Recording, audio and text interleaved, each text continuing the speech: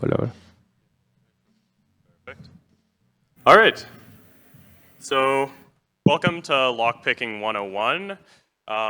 If you're here, chances are you are probably looking to get into the area of it. You may not know quite what goes on into a lock. All that you know is that if you put your key into it, it opens and can close it as well.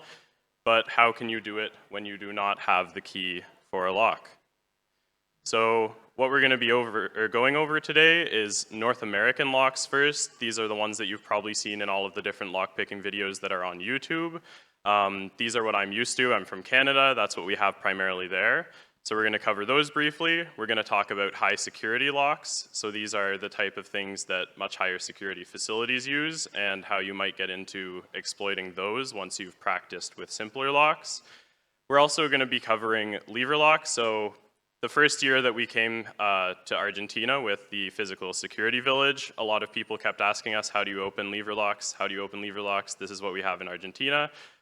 So we've spent a lot of time learning how they work and putting together a bunch of demos and other sort of teaching tools for those specific types.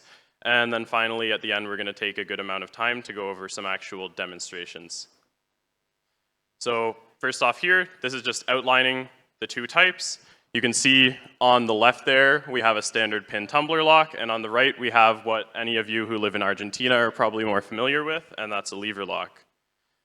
So a few rules to go over before we start is don't pick locks you don't own, don't pick locks you don't have permission to pick, and don't pick locks that anyone relies on. When you are picking a lock, there are a lot of things that you could potentially do that will break that lock. They will make it unable to open again, unable to close again, all sorts of different things. And every once in a while, you do hear a story from someone who got into lockpicking, thought, hey, I'm going to try my front door, and had to call a locksmith to get back into their own house. So please don't do it. So we're going to get into it now with regular pin tumbler locks. So there's a few different things that you can see on this. This is the front view of it here. And the terminology for what we're seeing is the plug, which is this main thing. We have the cylinder or lock body, which is surrounding it. And inside of it, we have two different pins. So this is the key pin. It's called that because it touches the key when the key goes in.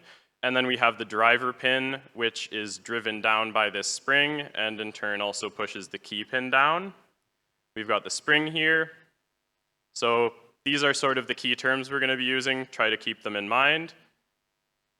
And this is how a normal pin tumbler lock is going to operate when you insert your key. You can see that none of these gaps are aligned between them until the key is inserted all the way in. And you can see once the key is all the way in, they're all in a nice line there. And what we refer to that as is the shear line, because when you turn the plug in the lock body, that is where the two of them shear apart as it rotates. So let's say you have the wrong key and you put it in a lock. It doesn't turn. Why? So in this case, we have 5 pins here. 1 is at the front, 5 is at the back, and you can see that pin 2, the key has been cut a little bit too deep, and so the blue driver pin here is interfering with the shear line, and it's not going to be able to rotate.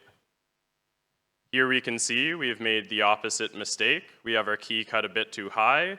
Here the key pin is interfering with the shear line, and again, it's not going to be able to rotate. And so we want to open it not with a key, but with tools otherwise. And what makes that possible is tolerances. So in an ideal world, and this is what our diagrams look like, is all of those key pins and driver pins, they're in these vertical things called pin stacks. And in an ideal world, all of the pin stacks are in a perfect line. And so you would imagine if you try to turn the core and you don't have those set to the right height, every single driver pin is going to keep it from turning.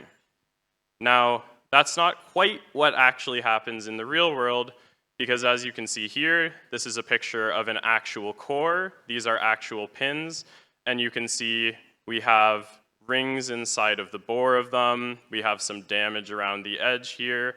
On the pins, we have some divots. And so all of these imperfections mean that if we exaggerate what's actually happening, what it looks like on the inside of the core here and the lock body is these aren't in a perfect line. So you can see this one here is slightly to the left of it, this one's slightly to the right, and so on.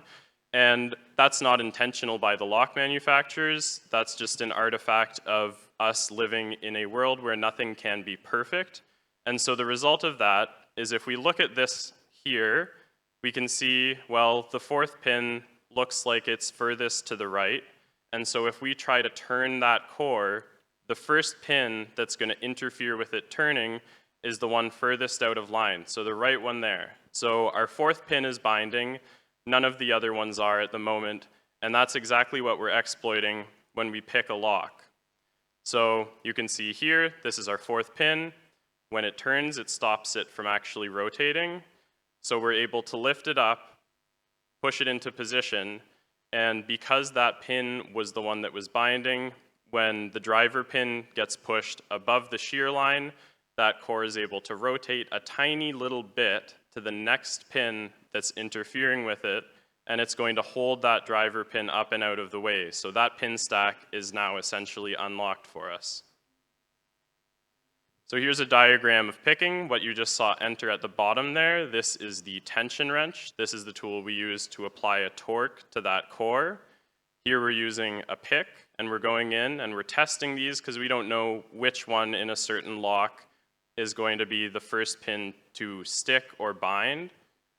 So we've tested the first three and we found that they were springy. This one bound and we set it, and now we're going back to find the next binding one. So we set that. Now a new one's going to be binding, so again we're testing. These ones you see, they spring back down, and you'll be able to feel that with your pick, so you'll know they aren't binding. Sometimes you'll double check that one that you previously set is still set, but here we've gone ahead, set the fifth pin. Now the first one is binding, and we're going to go search for it, so nope, it's not the second. We found it's the first, we set that. And finally we know, well, we've set all the other pins, it's just the second, and now our lock is open. So there's another technique called raking. This is essentially a brute force attack, and you can see that we're using this weird shaped sort of S. Some of them will have all sorts of silly different shapes, but the essence of this technique is it's a brute force attack where you go in, you just randomly set these pins up and down, and by sheer luck of it, and because it usually is a lower quality lock, you'll be able to open it quite quickly.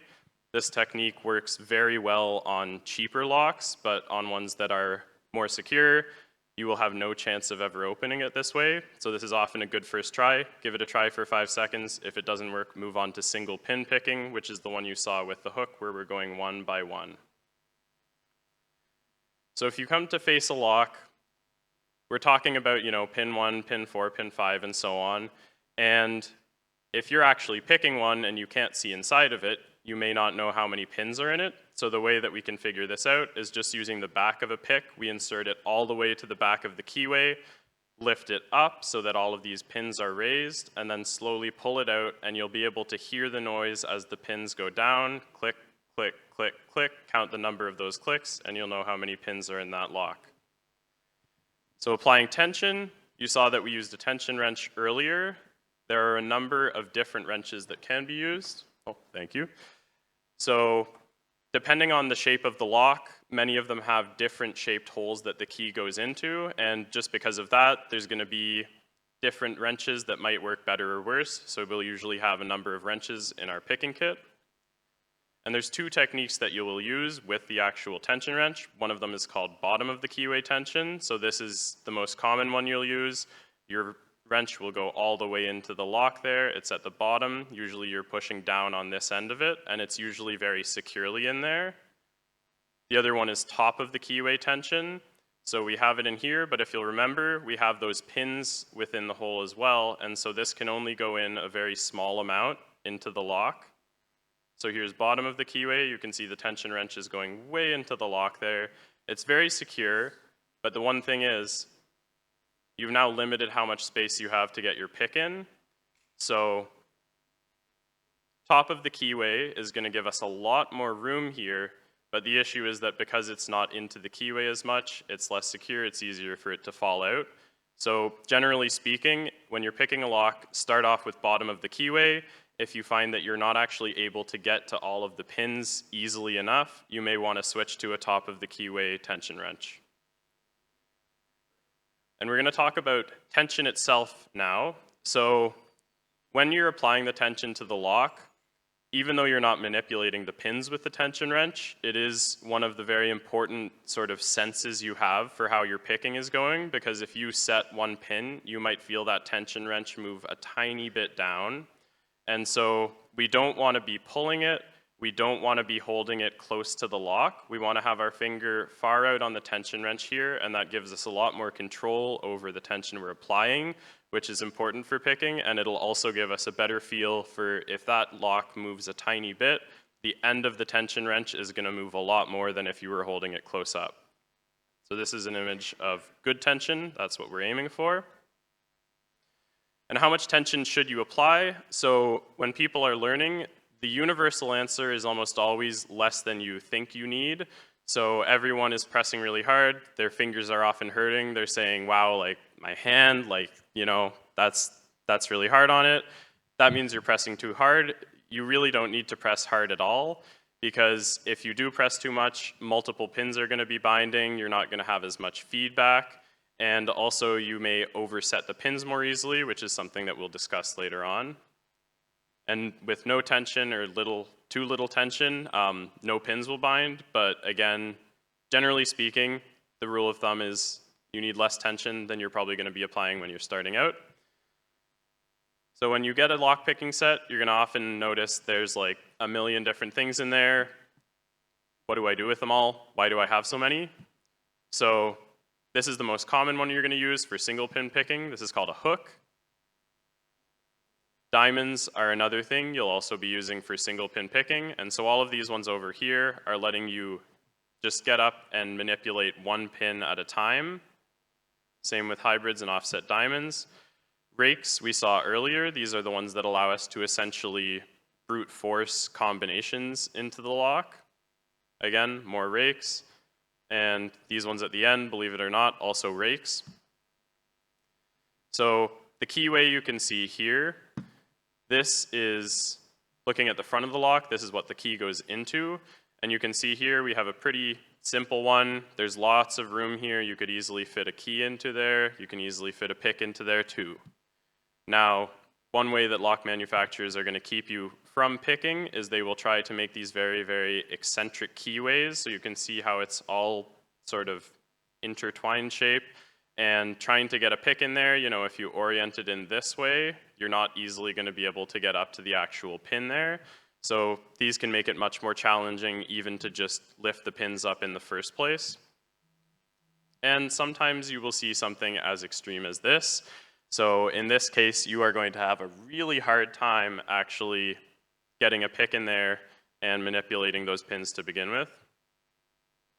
Another way that they're going to keep you from picking a lock or try is security pins. So this is the most common one, it's a spool pin. And what happens here is when you turn your wrench, even if this pin would normally bind, because it has this cutout here, it's able to rotate over a little bit. But if you were to have only a spool pin left, you can see that it's still blocking your shear line and it's going to keep you from actually picking that lock. So these are something that will give you what could be known as a false set, and what that means is you think that this pin has been set up to the shear line, but in actuality, you've been tricked. So the way that you manipulate these is if you get to this point, and especially if you're pushing up on the pin and it feels like it's trying to actually rotate the core backwards, that will often mean you're trying to straighten out a spool pin to push it to the proper shear line. This is another type of security pin. It's called a serrated pin, and these ones will just not move up smoothly. It'll kind of bind, and these will especially get you if you're too heavy with your tension. These are going to totally seize up. And so light tension is the way that you'll get past a serrated pin. And this is an example of just one of the more eccentric security pins you'll see. There's a whole bunch of different, very complicated shapes. This is one of them, but you can see how it has little grooves in the core there that interact with it. And these can be really challenging because you need almost no tension to be able to keep these from locking up. Another technique that some of you may have heard of for opening locks is bumping.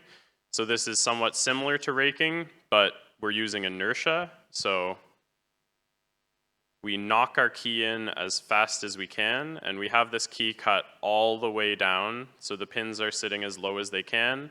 And when we knock it in, it's like a Newton's cradle, where the key pins hit the driver pins and just send those above the shear line, and we're able to open it. So this works on simple locks, not really secure locks, but again, a more complicated one that's not going to work. So here you can see a bump-resistant pin. This is just geometry that's going to keep you from bumping a lock open, or at least make it very challenging. This is another one. So if you remember, it's like a Newton's cradle, so the inertia is transferred. Now what happens here is because this driver pin is so lightweight, when we try to do that, there's not enough weight actually here to compress the spring up. And bumping is something that you can usually tell if any of you have a facility you're doing security at, and you see heavy wear patterns like this. It's very possible someone was trying to bump your lock. Overlifting is another thing that you can do. So if a lock's designed poorly enough, it's going to have enough airspace where the spring is that you don't need to lift this up to the shear line. You can just lift both pins entirely above the shear line like this. So this is called a rake, and essentially how this works is we'll put it into the core and lift every single pin so that the bottom of the key pin is right at the shear line. And we also have impressioning. So if you don't have any tools, but say you have a blank key, what you can do is insert the key, try to turn it. One of the pins is going to be binding, so if you jiggle it around a bit, the non-binding pins are just going to move out of the way. The binding pin is going to leave very small marks on the key. So you can see here, we have a couple little marks. We're going to file those down, put it back in the lock, and repeat that task of turning it. Some of them are going to bind, and when we shake the key around a little in there, they're going to make marks. We're going to know that those are the binding pins. Again, we file it down until we'll eventually get those to the right height. So here, this one's no longer binding. It's no longer going to leave marks in the key. And then we move on, continue that process, and eventually you will end up with a key that will open the lock. So those are more traditional techniques, traditional tools. Something that's come out more recently within lockpicking is called a leashy tool. And what this does is, as you saw earlier with the keyways, there's a lot of different complicated shapes they can make them. They can make it very hard for you to actually get your pick into the pins. And this removes all of those problems. So what it is it's essentially the bottom of a regular key that will fit into that lock, but inside of it is a little pick. And on the end of the pick, we have this grid here. So it's an indicator that'll show you where your pick is actually located, if it's on the first pin, the second pin, the third, so on. And when you're picking it, it'll tell you what depth you have raised that pin to, and that corresponds to the bitting when you cut a key. We also have some high security locks, so I'm going to just go through these rather quickly. We've got Medico, so these pins have an actual bevel on them, and they need to be set to a specific angle when they're lifted, so it's not only the right height, it's also the right angle. We have multi-lock, so this is something that especially those of you from Argentina probably have seen. This is a dimple lock. It's basically a pin tumbler put on its side, but in this case, we'll actually have telescoping pins, so there will be a pin inside of a pin. And we also have interactive elements, so this is part of the key that moves on its own and interacts with the lock, and that makes it harder to copy the keys. We have sidebars. In this case, how it functions is like two side-by-side keys. And abloy, which is a disk detainer, and it looks like this. These are very, very hard to pick. And finally, Warded locks are polar opposite of high security. These don't even really count as a lock. It may look like a key on the right there, but all that it does is what the one on the left is. So it's essentially just a certain shaped wrench that goes in and turns something to unlock it. So for the majority of these, there's maybe 5 to 10 of these tryout keys, we call them, on the left, or skeleton keys, and they can open any warded lock out there. So we've reached lever locks. I'm assuming this is what a lot of you guys are probably interested in. So this is what you have in Argentina. You can see some of the keys on the left. This is probably what a lot of your apartment keys look like. And on the right, that's a view of the inside of one that you probably might have on your front door. So we're going to be using a slightly simplified version of one to learn how these work today and do some demonstrations. So first, we're going to talk about what are the different parts within a lever lock. So we have the levers. These are the things that you can see in front here. They raise up and down by the key. We have the lever springs. These push the levers back down when the key is removed. We have the bolt that's hidden behind here, and it has the bolt stub attached to it here. And we have the gates. So this is one of the levers on its own. And you can see that we have the gate here, and so all of those gates in the middle need to be lined up so that the bolt stub can slide through them. And here you can see the bolt itself. And we have the talon down here, which is this little triangular shaped groove, and that's what the key interacts with to push the bolt over and lock or unlock your lever lock. So again, levers are these plates. The bolt is hidden behind here. The bolt stub is this square shaped object, and the gates are in between here on the levers. And how does it lock and unlock? So we've got a key inserted all the way here. You can see that it's lifted all of these levers up to the right heights so that their gates align, and the bolt stub is now going to be able to pass through. And here's just an animation showing how a different type of lever lock works. This is one of the style that actually gave lever locks their name. You can see it pivots in the corner there like a lever up and down. So how do we pick it? So it's similar to pin tumblers. We still need tension, and we need to pick the individual levers in this case instead of pins. So there's a few different ways that you can pick these in terms of tools. What we are going to be showing today is the simplest, most versatile, cheapest, but probably also the hardest one to use, and that's 2 pieces of bent wire. So we use one for tension, one for picking. There's no difference between the 2 of them.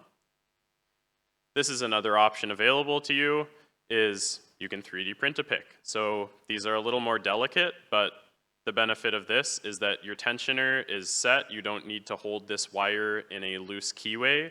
It'll just stay where it is, tension it, and you only need to worry about picking. And this is what the professionals would use. So these sets have different sizes of these tubes that a pick can pass through, and they allow you to get very, very good control, very good feedback, but these are incredibly expensive and they'll only work in certain locks, so you may need many, many different types of these to open many different types of locks. So how we're going to tension the lock is we're using our bent piece of wire, we're inserting it into the keyway, and we're going to put it into the talon there in the bolt.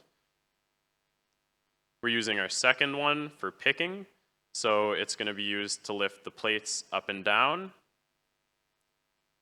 And for some of you, I'm going to be showing at the end a link where you can 3D print your own practice locks to learn this. It's oftentimes hard to coordinate both picking and tensioning in the lock. So if you unlock the lock and just press on the bolt, that's going to tension it the same way it would if you used the bent piece of wire. And another thing is the variations. So the lock that we're looking at here, it's got all of the levers in front of it and the bolt at the very back. Most of the ones that you'll find in homes here are going to have levers, then the bolt, then more levers, so it's like a sandwich, and that just can make it a little bit harder to figure out what's going on. And finally, we have practice locks, so I'll show you the link again at the end. But now I'm going to move over to the camera so we can do some demos. So, first of all, I'm gonna just put the mic down. Can everyone still hear me? Yep, perfect. So, let's look at the lock itself here. You can see the levers here. You can see the bolt. I'm going to take it apart and show you what's actually inside of it. So here we have the bolt. You can see it can move from side to side freely. And when we're picking it, our pick goes, in this case, all the way to the back into the talon there, and we're able to move it side to side by rotating this. So you may be wondering, well, for this one we have a nice window. We can see into the lock, but if it's covered, how do we actually know where are the levers, where's the bolt, and so on? And the way that you can tell that is you use your wire, put it into the keyhole, and if you press up and down on the levers, you can see they spring back down, so they feel kind of spongy or springy. If we press up and down on the bolt, it's totally rigid. So we find the one that's not rigid, we find it's not springy, and we say, okay, that's our bolt. And to actually determine where the talon is, so we can tension it, we can just drag our pick along, and at some point you'll feel it click into a divot, and that's your talon for tensioning.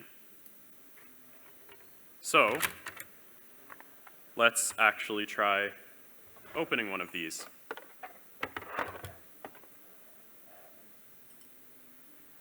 So here we have our tensioner. We're going into the back of the keyway there and resting the tensioner on this part of the lock. And I'm going to start applying tension. So what that's doing is it's pushing this bolt stub here that way. However, because our gates aren't aligned, it's not actually able to push over. And so it's trying to, it can't. So what's happening is there's friction being created between these two. And what that means is if I have no tension, when I push these up, they come back down. If I apply tension now, when I lift these up, that friction in there is going to keep them held up to some degree. So now I'm going up and down the different levers, and I'm feeling around, and so this is very similar to the pin tumbler locks that we looked at earlier, where we're applying our tension, we're trying to find the ones that seem like they're binding, if you will, and lifting them up, and eventually we'll get those gates to align, and we can move our bolt over. So that is the principle of how you do pick lever locks. I will say, in North America, we pretty much exclusively use this type of lock, pin tumbler. The only place that you're going to see lever locks for the most part in North America is banks protecting people's valuables. So these are usually a very, very secure type of lock. You're absolutely able to pick all of them with these wire pieces, but it can take a lot of practice. So next, we're going to do a quick demo of the leashy tool. Yep.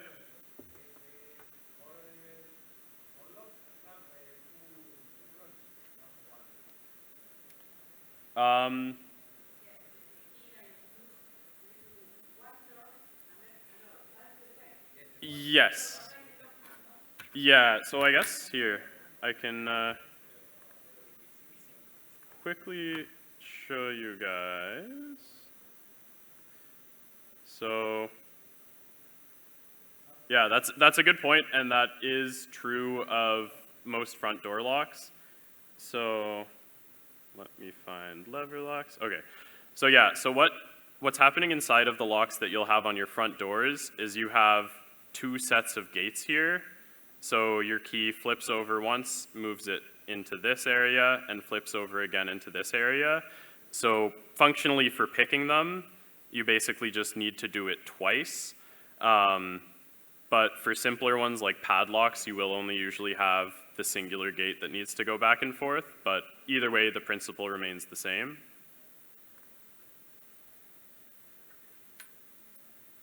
So we'll quickly do a leashy demonstration here, and this is just showing picking, but it'll be a bit more visible for you guys. So I'm gonna apply tension by pushing on this, and let's see, are we upside down? We are upside down. Well, I don't think we can fix that today. So you can see pin 1, when I press down on it, it's springing back up, so that's not binding. Pin 2, not binding. Pin 3, not binding. Pin 4, not binding. When I get to pin 5, if I press down on this, there's resistance, and so I know that that's our binding pin. I'm gonna press it a little bit harder, and there's a little bit of a click there, so I'm suspecting that one's set, and I'm gonna start checking my other ones. Pin 4, when I push down on it, it's resisting, so I'm going to press a bit. We have a click there, we suspect that that's set. Moving on to pin 3, again, it's binding, and so this is the technique that we would follow. So we go through, we find all of these binding, and we get our lock to turn there. So with the leashy tool specifically, you can now go ahead and line this up. So our pin 1 is a 3, pin 2 is a 6, and so on. So if you pick a lock using this tool, you have now essentially decoded it. You have the bitting for it, and you can go and cut a key for it. So I think, looking at the time, I think we'll finish the demos now, and if people have questions, feel free to ask them. Yeah? The leashy tool? So these I think are like around 40, 50 USD, depending on where you get them. Yep.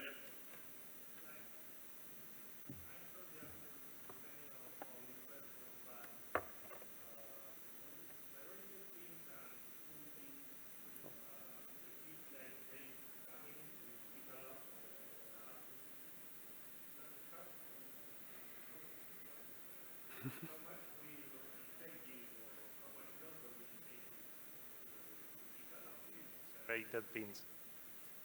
So that's a good question. For serrated pins, as well as any other security pin, it's something where when you're learning to lockpick, you learn the signs to recognize them. So like with the spool pin, where I mentioned that when you try to push it up, it'll try to rotate your core backwards a bit. With serrated pins, what that'll feel like is you'll try to push it up, and either it won't move at all, or it'll kind of feel almost like it's grinding. And so really the key with the security pins is learning to recognize them. So when you actually, because obviously you can't see inside the lock, and so when you feel something with your pick, knowing, okay, that's this, because if you know what security pin you're facing, you'll then know how to counteract it. So in the case of spools, you let off of your tension a little bit and continue to pick it up with lower tension. With serrated, again, lower tension. Most security, the answer is generally going to be letting off your tension a little bit until you properly set that pin. But it's definitely the type of thing we're just practicing with locks that you know have those pins in them, and practicing understanding and determining, okay, this is what I'm up against right now, and then you know how to face it.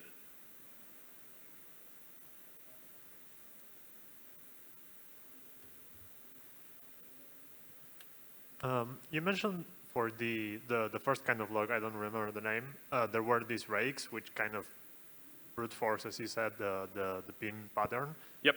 Is there a similar thing for lever locks? And if not, why wouldn't it be possible to have those? So that's a great question. The answer is, for the most part, no. So with lever locks, the problem is that they have a greater degree of freedom, which in this case makes it actually harder to pick. So you can see when I have my levers all the way down, there's very little side-to-side motion. Now, if I lift this one up, you can see it's not too much on the screen different, but it increases the degree of motion a lot more. And so in reality, usually when you're picking these, you aren't ever gonna get a satisfying click the first time that you lift a lever up. You're gonna lift it up, say, a centimeter, and it's gonna drop back down almost all the way, but maybe be a millimeter or two higher than it previously was. And then you're going to have to do that for all the other levers and come back to the one that you were on. So with lever locks, for the most part, technically speaking, you could do a similar to raking technique, but it would not be nearly as effective or quick. So with lever locks, usually you do have to manipulate them one by one. Other questions?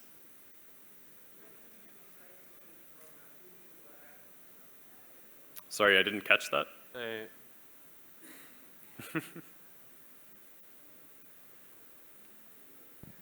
You said that you start with rakes to just test it out, and then you switch to hooks. When do you decide to hook to diamonds, for example, or to other shapes?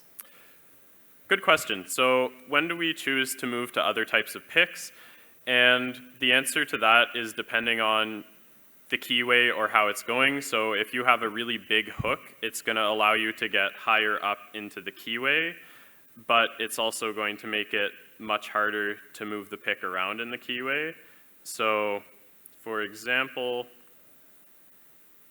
you may start with something like this on the far left, but if you're finding that you're not able to move your pick around easily, it seems like it's getting stuck in the keyway, you may move to a smaller pick so that it'll move around more nimbly, it'll have more space around it. And conversely, say you start with a small pick, you find you're able to move around fine, but you're trying to lift the pins up and you're not able to lift them high enough, that's when you may move to a bigger one. And similarly with these different shapes that we have here, with the diamond pins, again, it's just going to depend on the keyway shape and also what type of pins. So for Medico locks, for example, you're probably going to be using a diamond pick so that you can rotate those pins. It gives you a bit more control. And then for rakes, if I'm honest, all rakes, for the most part, you're probably going to get it to work or you're not. So generally with the rakes, you know, you can just try a few at random, but usually they are something that is less precise.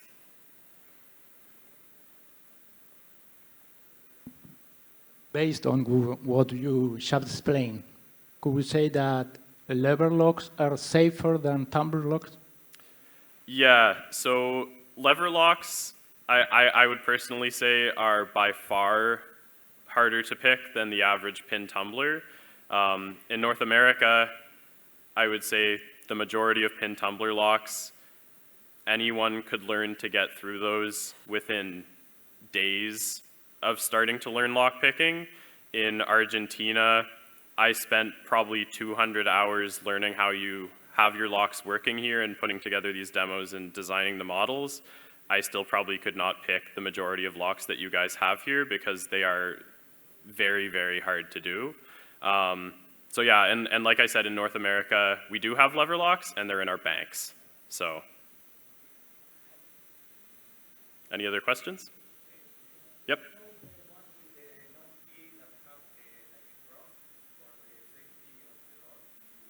For the safety of the door, I'm not sure. Oh. Yes, okay, so I think I've seen those and I know what you're talking about.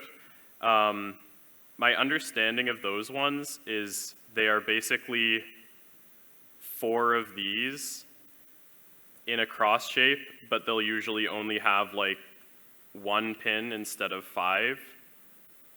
So those ones you could, again, I haven't personally played around with those too much, but my understanding is that you could just pick those open quite easily because it's just a few pins around the circumference.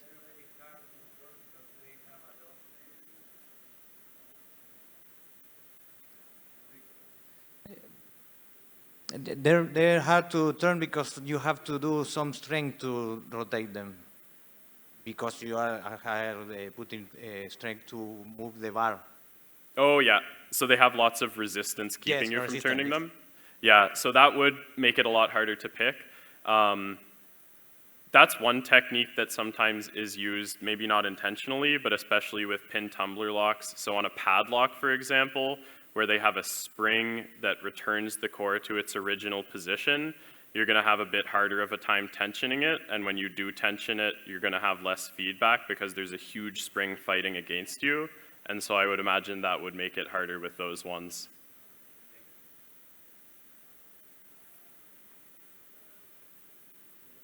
All right, any other questions?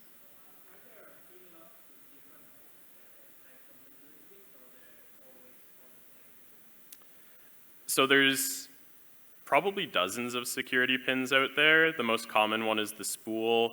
Second most common is serrated, and beyond that, a lot of them are manufacturer specific. So for example, ASA makes their own types of pins. Medico has some of their own types. And for those ones, it's kind of knowing your foe. So if you know the type of lock that you're trying to open, you can do some research to figure out what types of security pins they'll have that you might be facing, and then the techniques to figure out which ones there are.